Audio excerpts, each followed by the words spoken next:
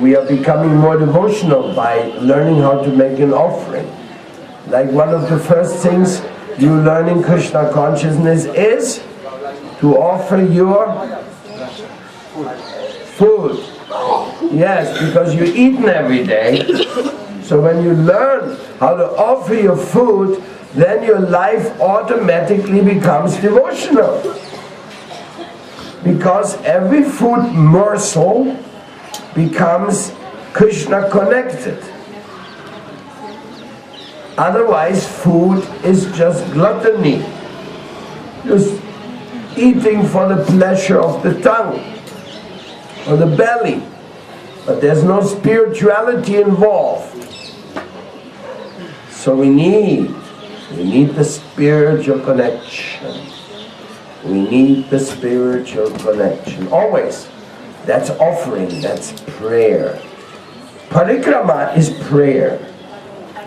Parikrama means pray to this altar, pray to this altar. Here Krishna killed Kaliya, defeated Kaliya. Pray here, pray there. That's the whole meaning of parikrama. That we pray to the water, pray to the building where the great acharyas established seva. Can you imagine what is meant to construct the Radha Govinda Mandir? Hey! Go back 300 years ago, there's no rocks here. They have to bring each single rock with bullock carts from 160 kilometers from here. Unbelievable! Why? Was Rupa Goswami a madman who wanted to make the biggest show, the biggest architectural show of the history in India? This building is the most outstanding building in North India. But foolish as they are, they built so many buildings around it that you can hardly see it. Because they didn't know how to appreciate what architectural landmark this is. Can you imagine in North India, the most spectacular piece of architecture, just a stone throw away from here? But how much energy went in there, you cannot imagine. And there was no slave work involved. Forget it. When the Indians built a temple,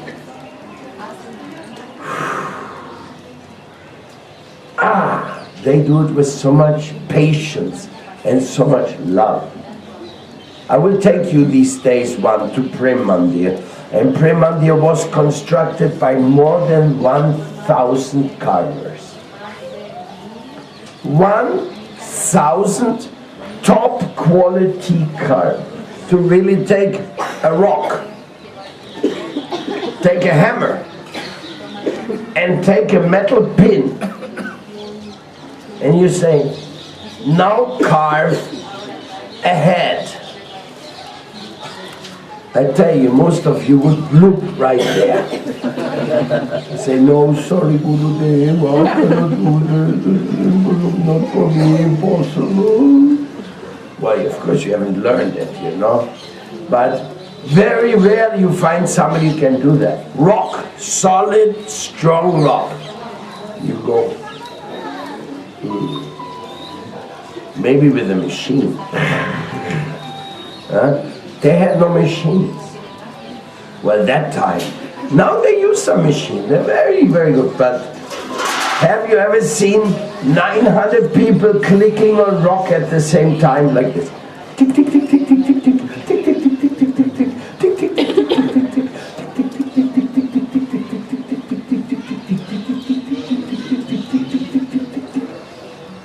900 people at the same time, sitting on the rock or next to the rock, and all making one big design coordinated,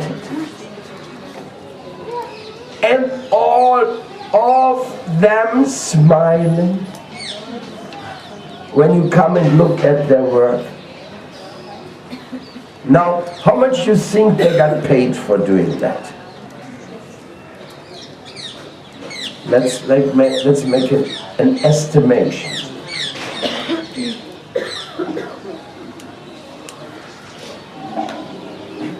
These top class carvers were receiving 300 rupees a day for doing this carving job. I mean, it's very, very little money. It's $5, something like that. And they were carving for years, because there was so much carving, so much carving. When I take you to this temple, your eyes will become like this. My God! They constructed a world wonder here in Vrindavan. Absolutely unbelievable.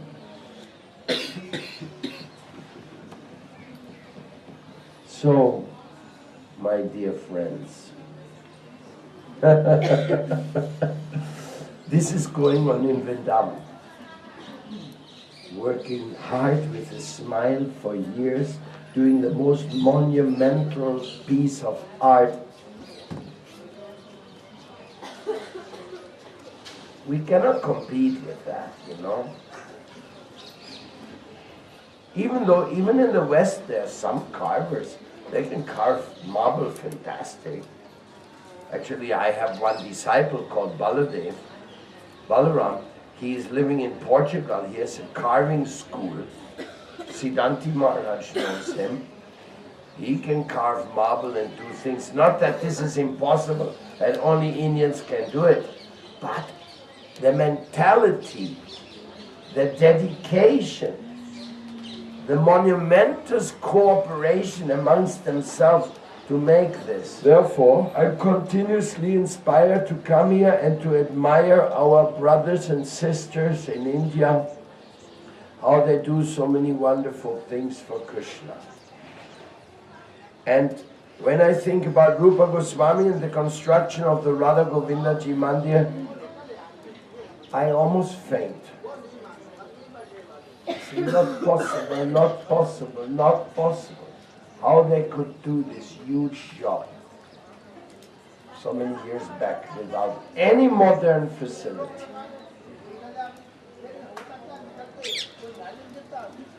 They could have said 100,000 times, let's make a small place. No. They wanted to give the testimony of Radha, Govindaji and Mahaprabhu to the world. This is the Lord of Lords. So they made the building of the building for the Lords of Lords. What to say? What to think?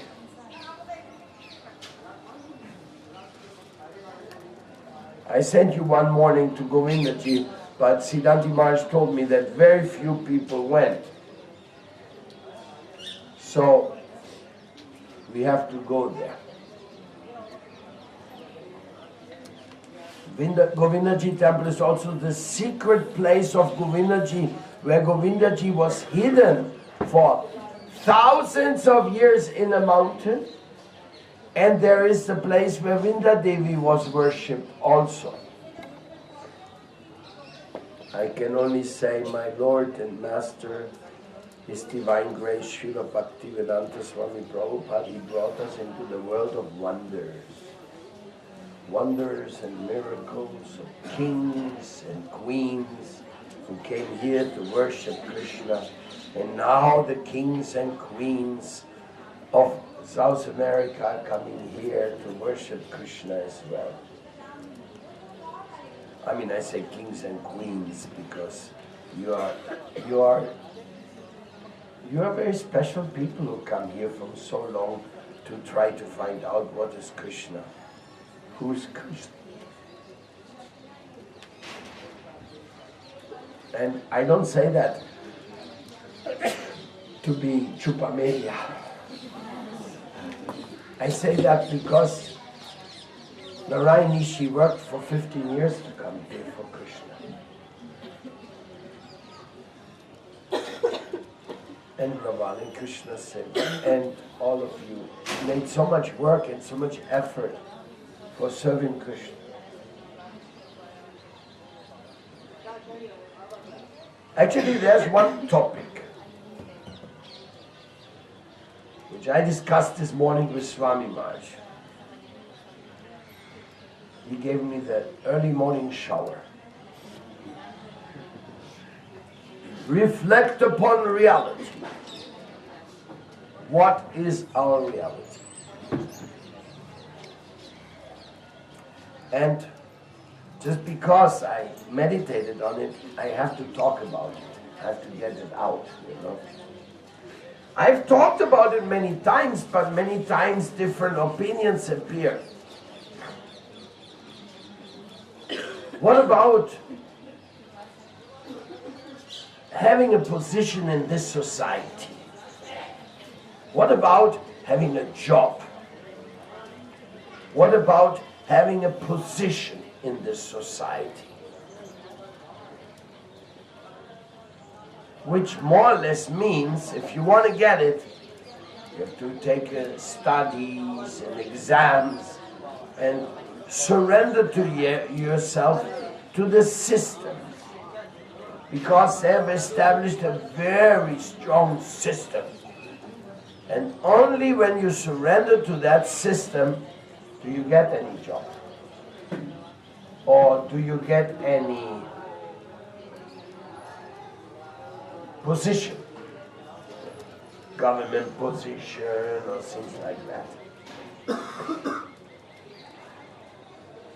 What is a devotee's aspiration? Does a devotee want to have a position in society? Do you want to have a job in a company or in the government? Do you really want that? Do we want that? Now, first of all and for sure, we are flexible people. We are not extremists in that sense. In other words, if somebody comes to me today and says, I'm a doctor, I'm working in the Ministry of Health in Ecuador,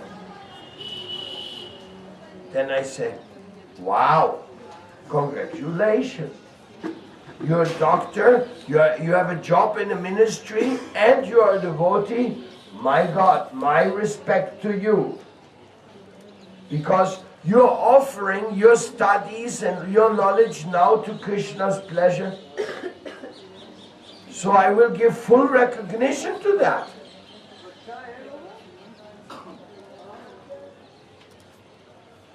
But if that person tells me, yes, but I'm unhappy the job, because in the Ministry of Education, of Health, now I'm supposed to oversee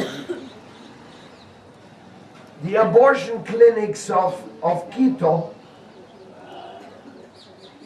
and I'm frightened with it, I don't want to have anything to do with that, well, then I would say, no problem, just give it up and we do something else. In other words, we are flexible. We are flexible, but we have our standards. But what is the devotee's position? Sometimes devotees are worried. What about my future? How I'm going to make my money? How am I going to sustain a family? How I do this? How I do that? Like my daughter Ladini. She's overlooking the preaching in Belo Horizonte, Brazil, and she studied chemistry. And she is financing the temple there in Belo Horizonte, or the future Vishnu Priyasha. I didn't tell her, give up your job. So we are flexible for different circumstances. You have to understand that.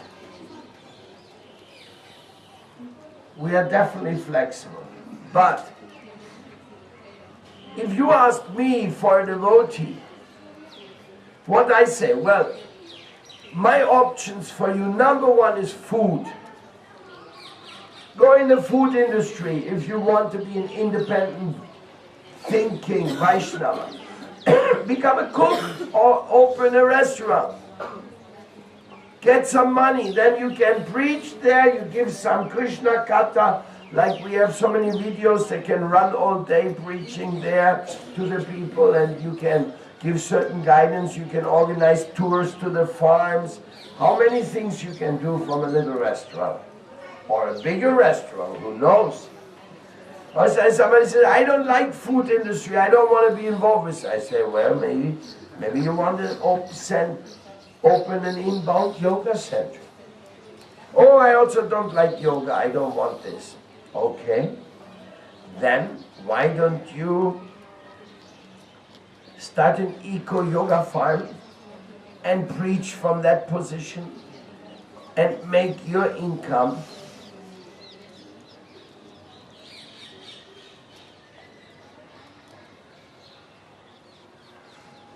maybe by Temazcal or by something like this, or massage, or some therapy type of thing you can offer. But at the same time, of course, I must I must also clearly admit to you that I'm favoring always Krishna and Prabhupada. So in Colombia, we say, no da puntada sin teral. So when I give an advice to somebody what to do, I always keep in mind that that may be used for Krishna as well. Of course, if somebody says, I'm going to have a job in the government and I'm going to give $500 to the temple every month, you know what I would say or would do? I would say, oh, you're so wonderful. You actually want to give $500 donation to the temple every month? I swoon. I mediterite. Oh, you are so incredible, huh? Even though Ishana, when he was fired up, he collected $300 a day in Chile when he was a young, fired up brahmachari.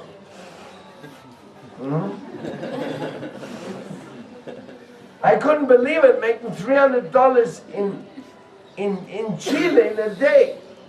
We can build one temple, we can open a new restaurant every month. Look, 300 by 30, it's $9,000, which you can, $9,000 which he collected in 1 month, if he wanted, or Krishna wanted. I have opened many restaurants in my life. Most of them I opened with $1,000 or $2,000 capital. Got it? If he collects $9,000 and gives that to me, I can open at least 4 restaurants with that. In 1 month, by the mercy of Krishna. Or you want to instead be in a job and be something. It's a question of surrender. It's a question of realistic approach and putting your energy where it belongs. Not to be a lazy bum. Devotees can do it, but it's not done automatically. It's one shoe was stolen just recently by a monkey. So I'm reflecting, okay, inbound yoga, inbound tours, or maybe you become an OIDA therapist. Of course, then you do have to study. Or what do you have to study? You have to study logotherapy, OIDA therapy, and above all, you have to study what your guru wants to do with all these things. Then what other option is there? Well, you can be a book distributor, Yuganarma. He is doing Sankirtan with many devotees for the last 1 year or 2 years. 2 años. And they are collecting a lot of money. Not huge amounts, just selling books. Hard work. Hard work. But let me ask you a question. Is there any job really which is not hard work?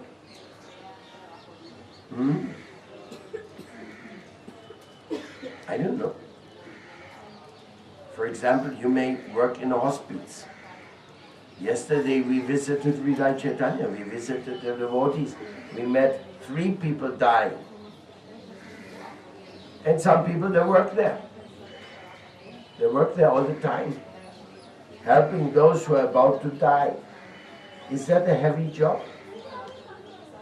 I remember one devotee from Costa Rica, an architect. He came here to work in Bhaktivedanta Hospital. Very nice devotee, good friend of Paramahansa. Yes? You want to work somewhere where people die every day? Good. Fantastic.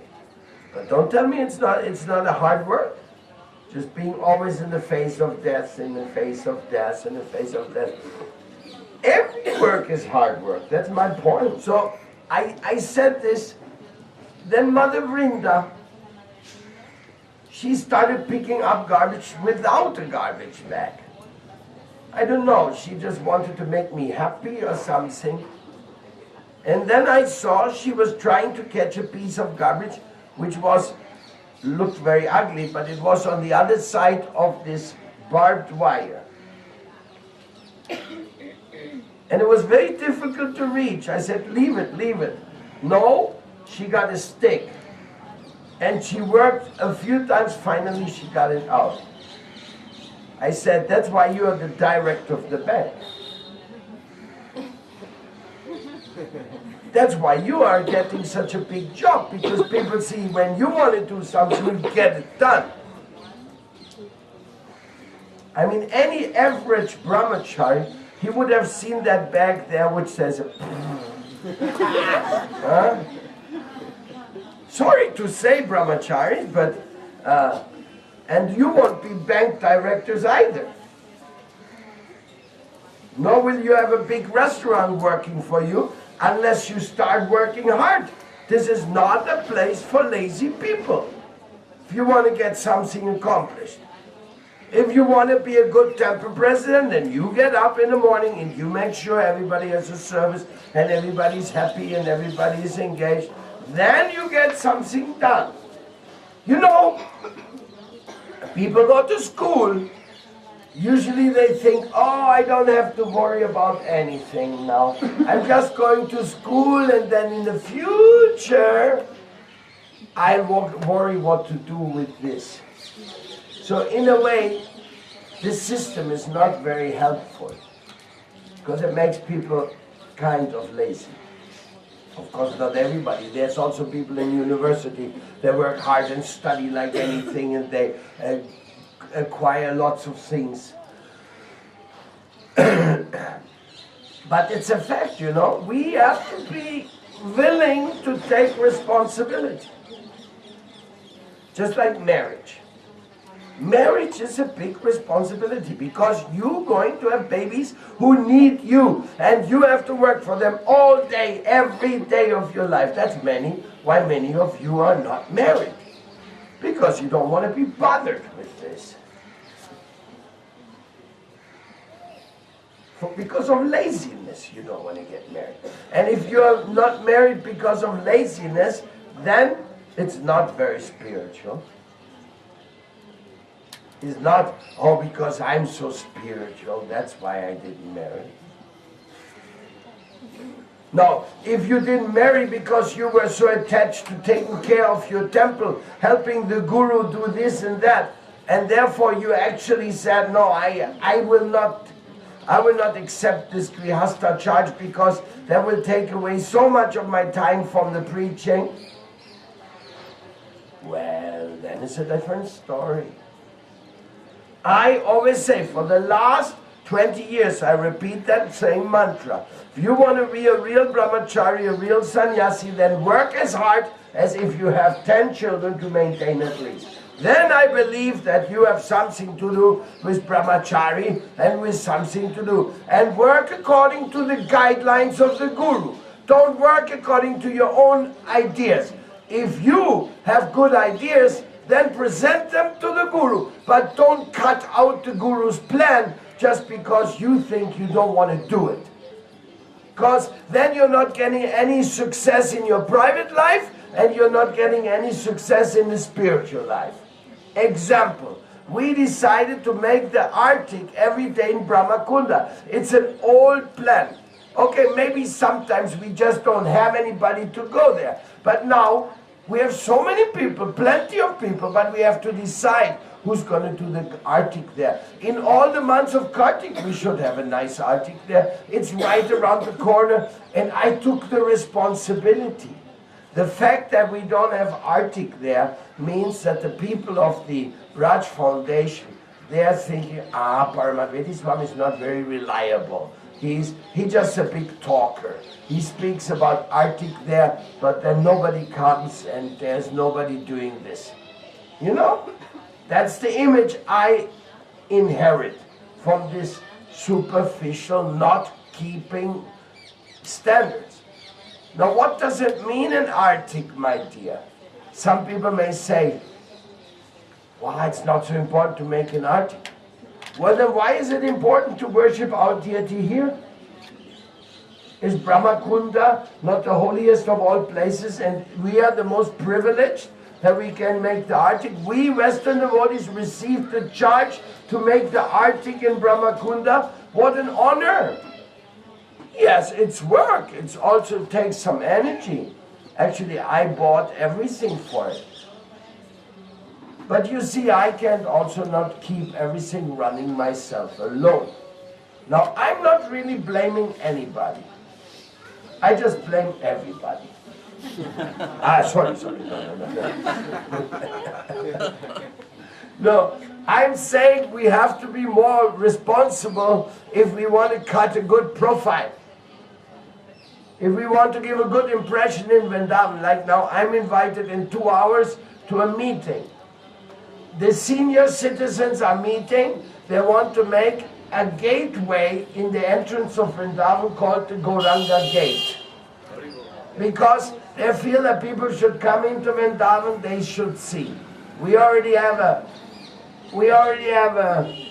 Nimbarka Gate, Nimbarka Charya. We have a Bhaktivedanta Swami Gate, but there's no Gauranga Gate. So some people say, and they invite me.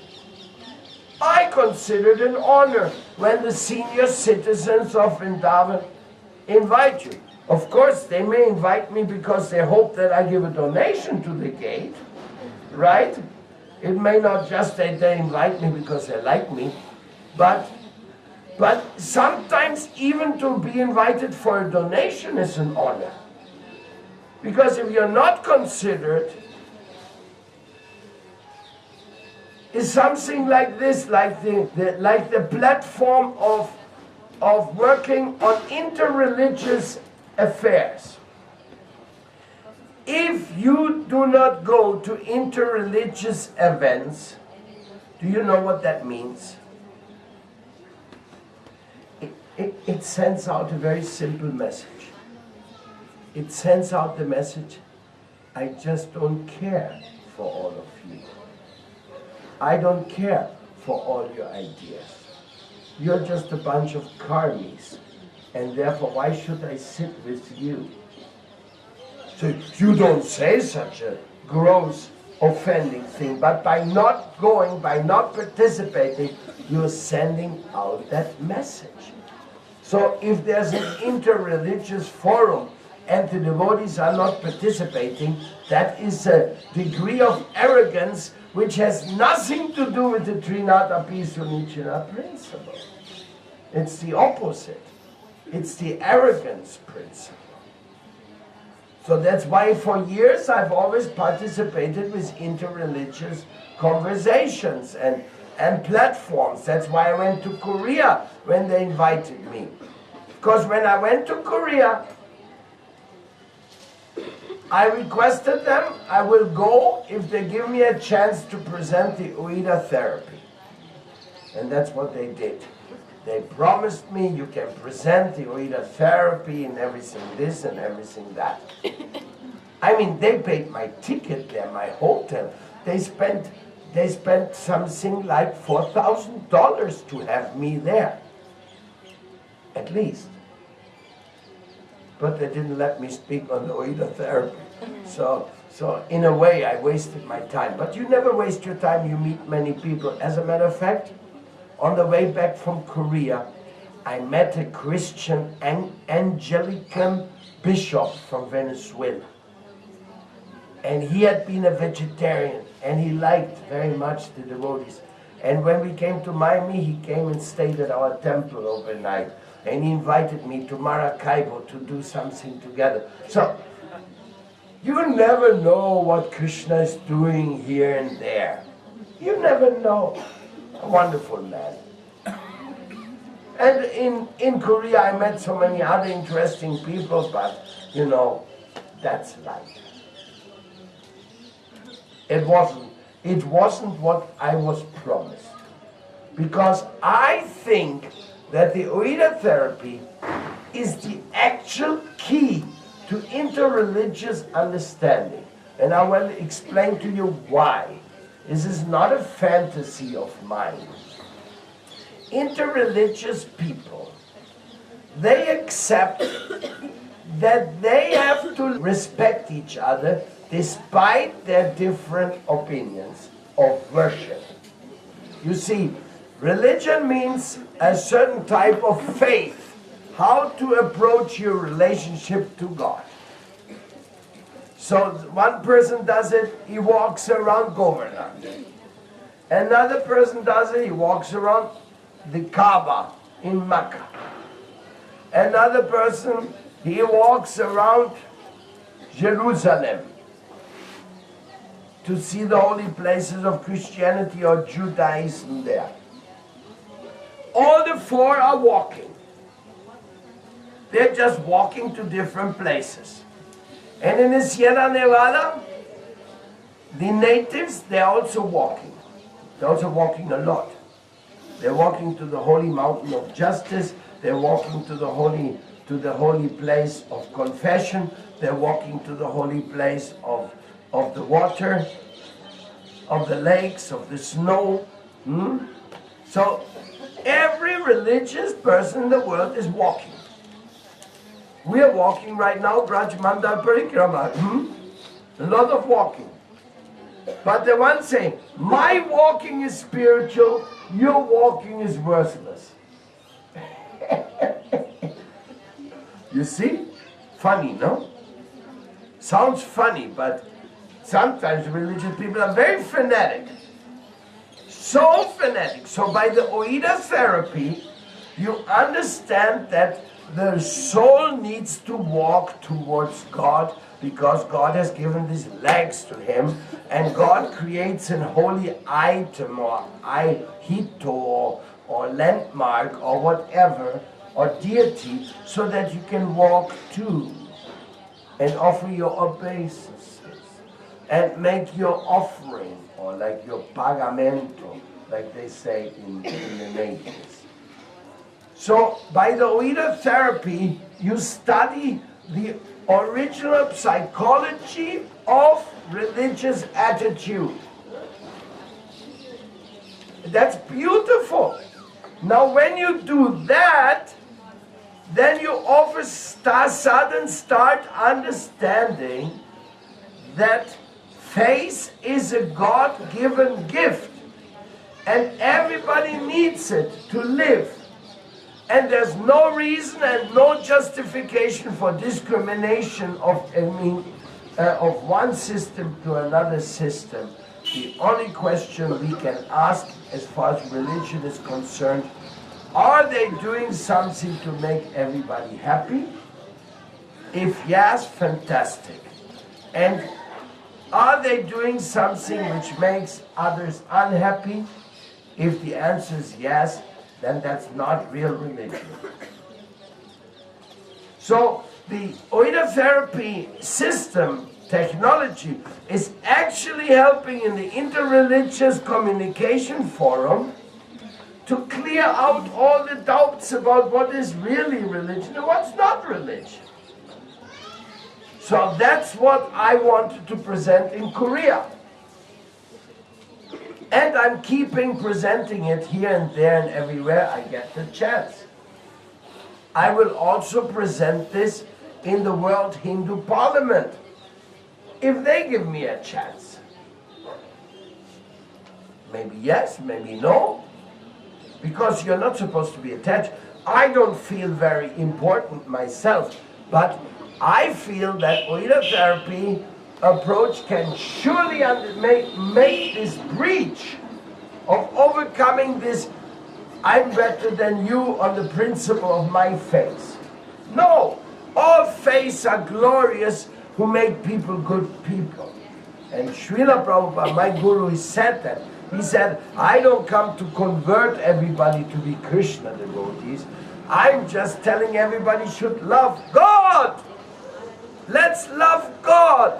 Let's glorify God. Let's thanks to God. In any way, in any form which is good and favorable to humanity. That broad-mindedness doesn't make me less a Gauranga Bhakta, because Gauranga is that broad-minded. And if Gauranga would not be that broad-minded, I wouldn't want to be his devotee either. I don't want to be anybody's devotee who's going to tell me hate the others. Sorry. And I never learned that from Prabhupada, to hate others. But I have to admit that many of my fellow God brothers and God sisters, they kept hating others despite coming in contact with Prabhupada. I'm not happy about that. I'm not proud about that, but it's a fact. And I will give you examples. Some devotees, they were still thinking that women are inferior. Even God's sisters are inferior. Some devotees were still thinking that. When I came to South America, the official caretakers of South America of that time, I will not mention names, they called South America Sudamerica. They called South America worse things. I don't want to repeat. Something like very ugly. And they very clearly declared to everybody there's no leadership in South America. That's why they kept bringing in other people and not trusting the local leaders. And that was their party line of those who are supposed to be beyond the bodily discrimination. True or not? So I'm sorry, Prabhupada gave us this Aham Brahmasmi concept, but it didn't go very deep with many people. They still thought that we are better. Also, racial discrimination was upkept and is upkept. Even in India, is a lot of racial discrimination. So, in other words, even the Vaishnavas, many of them, they need a good Oida therapy to get rid of this prejudice against women, against poor people, against those who didn't study, what, blah, blah, blah, blah, whatever. It's not worth it. What to do, what to say. Now am I doing the same thing? Now I remember playing myself superior to those who had those prejudices Somebody very justifiably may ask. And my answer to this is, I don't want it to be like that. Because I love all the Vaishnavas. And I love all the people in the world.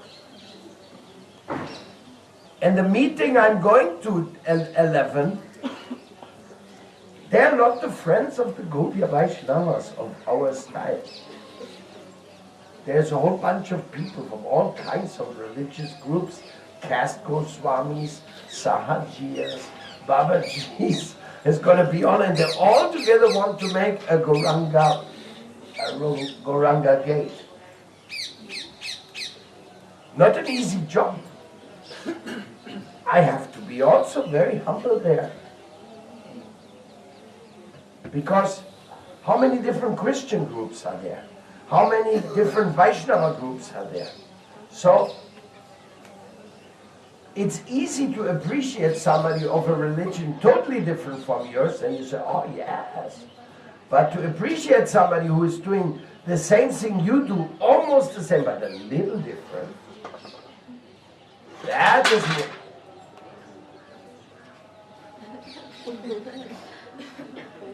that is more difficult.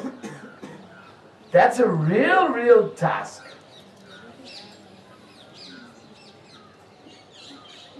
So my Gurudev, he has given us so many tasks. Really.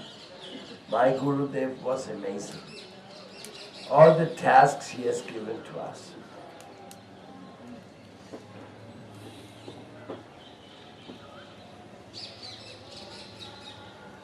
So, I learned from my Gurudev, coming back to the subject of study, I learned from my Gurudev that for a Brahmin, it's not favorable to have a job where the people on top of you are not Brahminical or devotional.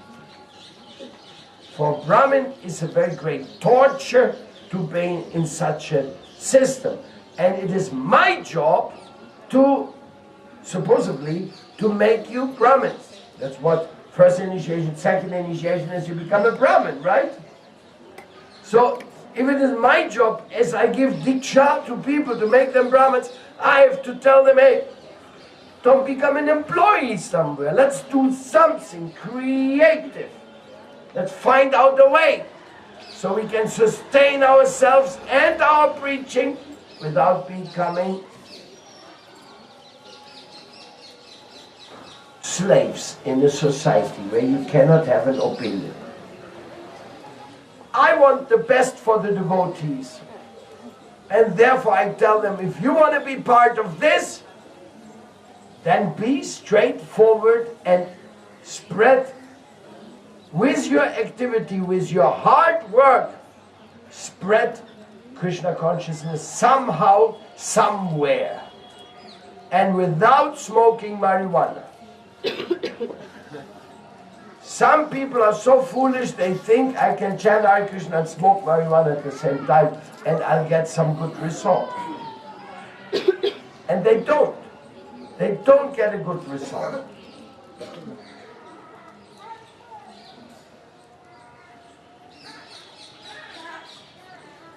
That's why we give up marijuana. And that's why we give up illicit sex. Because if you have a baby here and a baby there and a baby there, then what is your criteria? What is your morality you can talk about?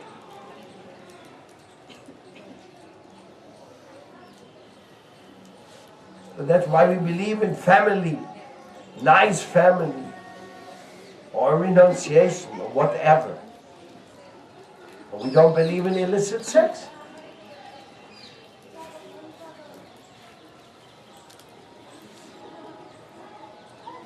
Anyhow, these are a few things I want you to reflect upon, and please protect our Vrinda mission, that we can be Brahmins and we train up Brahmins. But if somebody does want to study, somebody wants to take that risk, and somebody wants to work in an institution, yes, we also appreciate that if they stay Krishna conscious. But they cannot expect me to make that the party line. They cannot expect me to tell everybody, as a good Brahmin, you should get a good education, have a good job in the system, like a spy. How you call it? Undercover agent. Yeah, why not? I have some undercover agents. I can't tell you who they are, because they're undercover. And Siddha Swarupananda, my godbrother, he managed to get a parliament member into the in the US Congress. And after managing that, you know what he allowed her, because Tulsi Gabbard is a friend of mine, he allowed her to go to the military. And she went to Iraq, and she went there, and she preached everywhere. She was the religious person. Because when she was running for office in the United States, if you can say, I served my country in the military, that is already, you get 25% more of the vote. And a woman who goes to Iraq and serves in the military, that my godbrother understood that will be the key to success for her. And it became. She's so highly respected that now she goes and makes Diwali messages, Janmashtami messages, Gita Jayanti messages. She speaks the most amazing preaching on the YouTube from a US Congress. Never seen before. When Mr. Modi, the President of India, when he went to the US a few days ago, the only one who got a private interview with him was Tulsi Gabbard. He wanted to talk to her. Hari Hari Bol. That is the work, the hard work of Acharya and Srila Siddha Swarupananda. So it's not that these things cannot happen, you know. There's also undercover agents in Krishna consciousness. As a matter of fact, Mother Vrinda is one. She's in charge of all the banks of north of Colombia. She goes from one city to the other, overseeing all the banks. And then she comes and dances with us and picks up garbage in Vrindavan. Yes, that is also. So, in other words, don't make me a fanatic, because I'm not. But don't change the ideas that we have to give ourselves to hard work for Prabhupada if we want to get anything going. And this is not a lazy bump movement. Lazy bumps don't get nowhere. And if you're not a lazy bump, you report yourself to your service every day. Not because somebody runs after you. You have to run after your service. Even when you are here for 1 month just for parikrama, you still have to run after service. I'm running after service all the time. Not only your service. Now I'm running after service of the gate, and yesterday I was running after the World Vaishnava Association. And some people said, well, the meeting was not well organized. I must say, yes, they are right. It could have been much better organized. I was a little bit left alone as well with the meeting. But anyhow, I wasn't all alone, because I had all of you, and it became a beautiful meeting from one point of view, and not so efficient from another point of view. But what the devotees usually don't know, that the very reality and fact that such a meeting takes place in the name of the World Vaishnava Association, where I have been practically the secretary for 15 years. That is the reason why the Vrinda family is accepted in India, outside of India, because we belong to an original, traditional world religion of highest principles. We are not a weird sect where they're only fighting inside and don't accept each other and don't respect each other.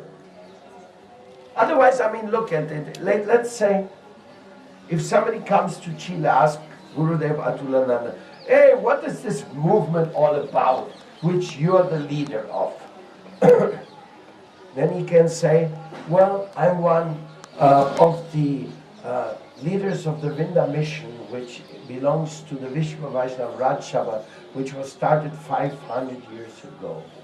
And that Vrinda mission is totally dedicated to creating welfare in the world according to the principles of the Vedas, which Lord Krishna's Bhagavad Gita was spoken 5,000 years ago.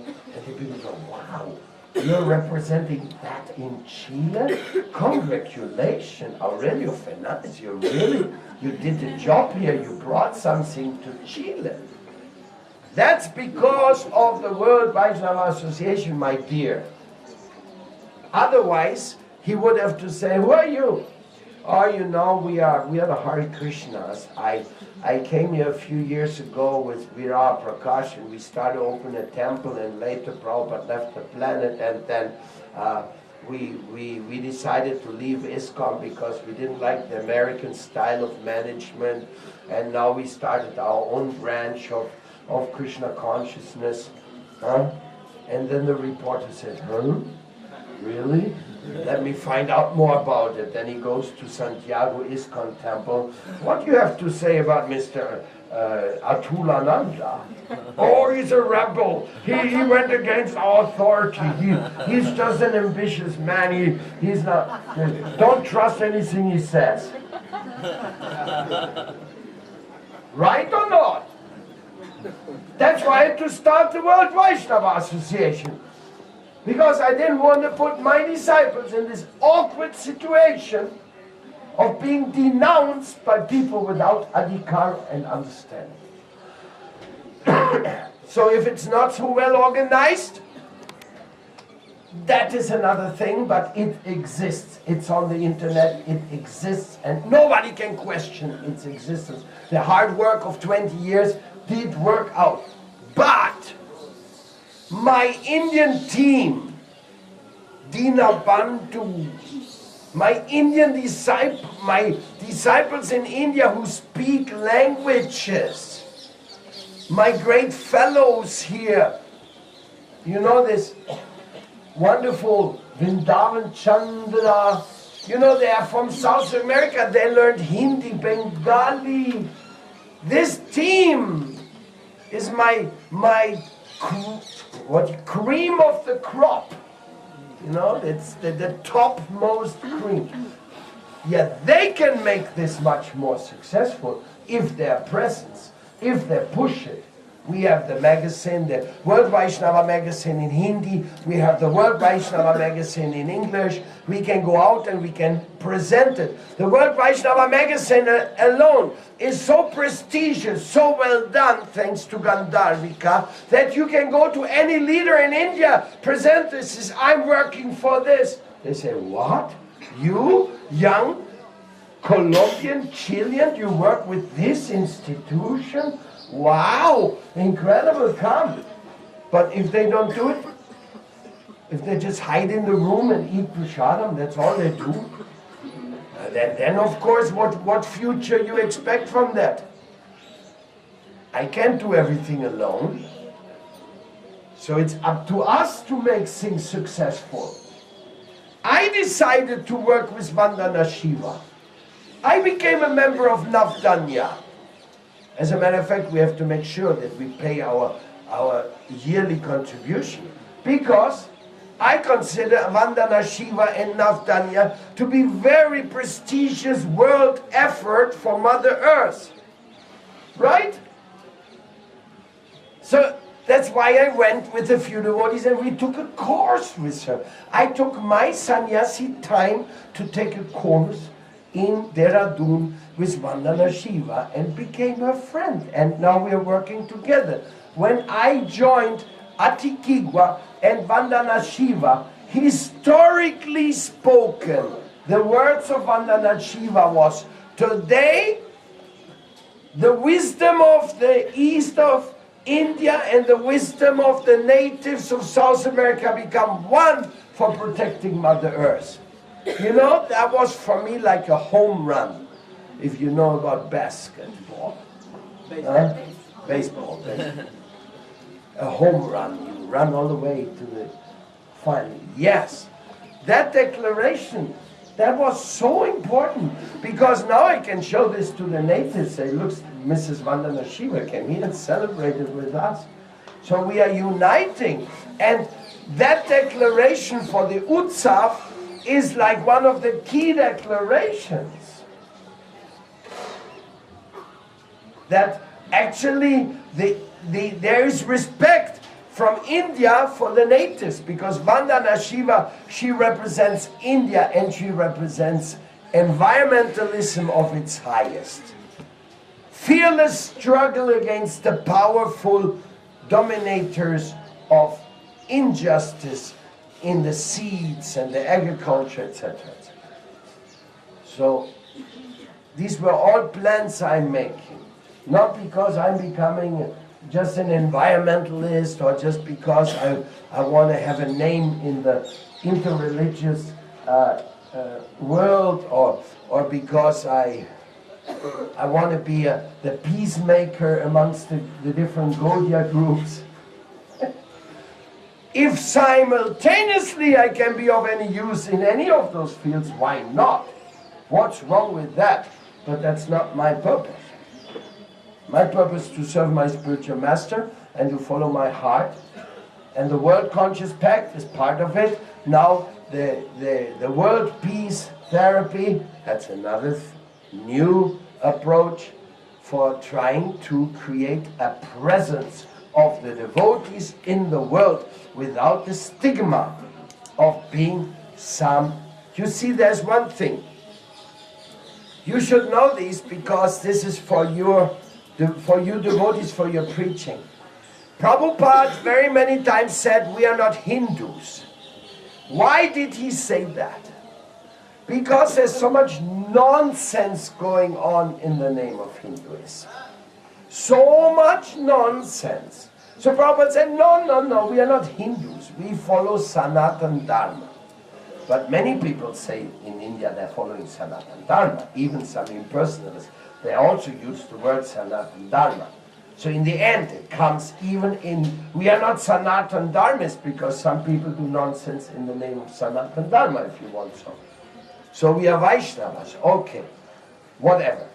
Anyway, Prabhupada said we are not Hindus. But in the world, there is a general acceptance of world religions. World religions have a right to exist. So if you say I'm a Hindu, they go, oh, you're a Hindu. Oh, you're a Hindu. Oh, okay, you're a Hindu. You say, I'm from the Hare Krishna movement. Oh, you mean one of those dangerous sects, guru cults. Careful, call the police. Huh? It's day and night of a difference. When you say you're a Hindu, they say, oh yes, very nice. Because a Hinduism means a world religion. But any guru cultishness, now hold on your breath. What does it mean, guru cultishness? Guru cultishness is a fad. It is a demon brand. It is a demon brand created by the demons. An Ashura brand created by the Ashuras. I will explain this to you. It's a very important point. A guru means a teacher. Guru Nasasyat, Pita Nasasyat. No, we worship the guru in the father, in the mother, in the teacher, in the guardian. We worship the teeth, wherever there's shiksha, diksha, all these things. We worship the Guru in many forms. And in every culture, in every religion, there is gurus. They may call them abuelos, they may call them ancianos, they may call them whatever they may call. In every culture, in every system, there's scholars, gurus, teachers, la la la la. So what is a guru cult? Well, I will tell you. Anything which questions the value, the validity of the powerful groups in this world, they will be branded a guru cult. They will be branded a sect. They will be branded a minority. They will be branded dangerous. They will be branded suspicious. By who? By the atheists and by the fundamentalists who are some kind of atheist souls. In other words, they say, you're Christian or you go to hell. You're Muslim or I kill you. These type of people. These type of people will call you a guru cult because you follow somebody else which is not them. As soon as you follow somebody which is not them, they say, oh, it's a guru cult. A nonsense declaration. It is just another prejudice they have created. But the prejudice is so strong that sometimes as a Hare Krishna devotee, you get stigmatized. They see you as member of a guru cult. And you know what they think about a guru cult? A mindless person manipulated by some